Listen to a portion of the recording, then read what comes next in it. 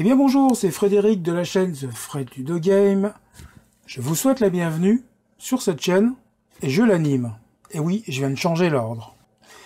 Alors si vous aimez ce que je vous propose sur la chaîne, merci de vous abonner, un petit pouce bleu, c'est bon pour l'algorithme de YouTube et c'est également bon pour mon alter ego.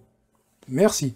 Aujourd'hui on va parler de King Domino. Non pas le jeu, il existe plein de vidéos sur le jeu, mais on va plutôt parler de l'extension La Cour qui est sortie pendant le confinement et qui a la particularité d'être un print and play.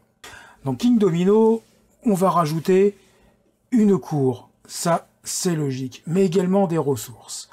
En fait, l'extension a l'avantage de relancer le jeu tactiquement. Eh oui, et elle est plutôt bien faite. Alors, voyons voir ce qu'on va trouver dedans.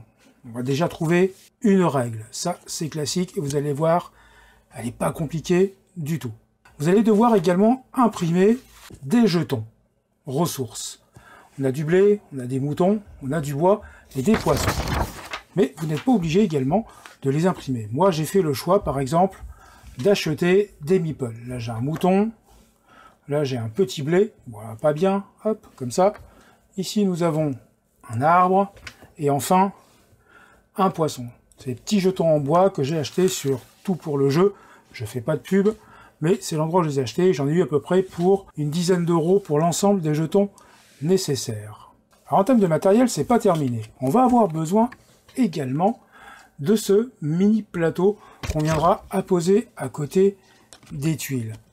Alors attention, je ne vais pas refaire les règles de King Domino. Je pars du principe que vous les connaissez déjà, que vous les maîtrisez. Et au demeurant, elles ne sont pas compliquées. Donc, si vous ne connaissez pas le jeu, je vous invite à aller voir une vidéo sur le sujet. Il y a une rêve, on en a fait une très bien au demeurant.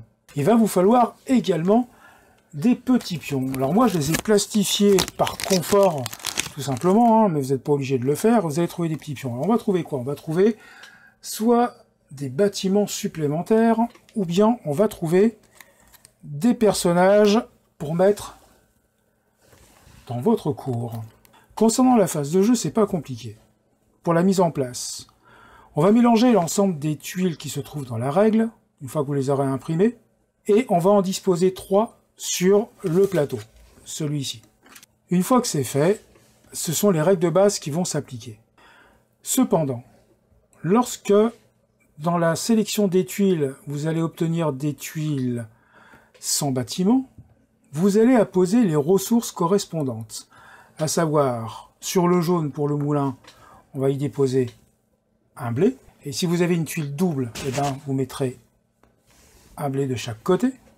On va obtenir, ou plutôt on va apposer un petit mouton dans les plaines, un petit poisson côté des lacs et des lacs, hein, tout simplement, et puis une ressource bois pour la forêt. Lorsque vous aurez désigné votre tour de jeu, c'est-à-dire lorsque vous aurez choisi vos tuiles et à votre tour de jeu, les ressources que vous obtenez viendront dans votre cagnotte, pour l'instant. Alors ces ressources, qu'est-ce qu'on va en faire? Ben, on a 2 possibilités. Soit je dépense 2 ressources différentes, et ça c'est très important, il faut vraiment qu'elles soient différentes, et je vais pouvoir acheter une des 3 tuiles présentes sur le plateau, celle que je souhaite acquérir. Ça sera soit un bâtiment, d'accord, qui est bien souvent une couronne, qu'on apposera dans notre royaume sur l'élément correspondant, du moins sur la nature correspondante, mais qui est vide de bâtiment, et ça permettra de scorer d'une manière un peu plus importante, soit je vais choisir un petit personnage pour ma cour. À ce même tour de jeu, si vous avez 4 ressources différentes, vous pouvez également les dépenser. Cette fois, vous pouvez choisir directement dans la pioche. Vous la prenez en main, vous choisissez la tuile qui vous intéresse, vous la remélangez, vous la redisposez face cachée, et l'élément que vous avez choisi rejoindra votre royaume. Alors, côté score, qu'est-ce que ça va donner? Sur les tuiles avec une couronne, eh ben, la couronne rentrera dans le calcul des scores et vous permettra de scorer de manière plus importante. Et puis, avec vos personnages, vous allez scorer également. Alors vous scorez de 2 manières. La première fois, vous scorez intrinsèquement avec la valeur qui est ici en bas à gauche de la tuile. Pour l'occurrence, pour la petite reine, vous avez déjà 2 points supplémentaires. Et puis, en bas à droite, vous avez des points supplémentaires en fonction d'un certain nombre de conditions. Par exemple, pour la reine, vous avez 2 points supplémentaires pour chaque personne de la cour. Alors, ce n'est pas décrit dans la règle, mais ceci dit, c'est extrêmement simple à identifier les conditions spécifiques pour chaque tuile de la cour. Donc, aucun moyen de vous tromper. Et bien voilà, vous savez jouer à l'extension La Cour pour King Domino. Et vous verrez, ça va vraiment renouveler les parties. C'est vrai que moi, je n'ai que la boîte de King Domino, qui est un immense succès de l'année 2017.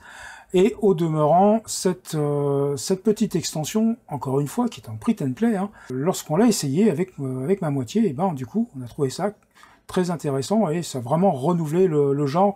Ça lui donne un petit côté placement, enfin voilà, ça modifie sans vraiment modifier le jeu, et ça c'est très très fort. Merci monsieur Bruno Catala pour ce petit moment ludique. En attendant, je vous souhaite un bon jeu, je vous dis à bientôt.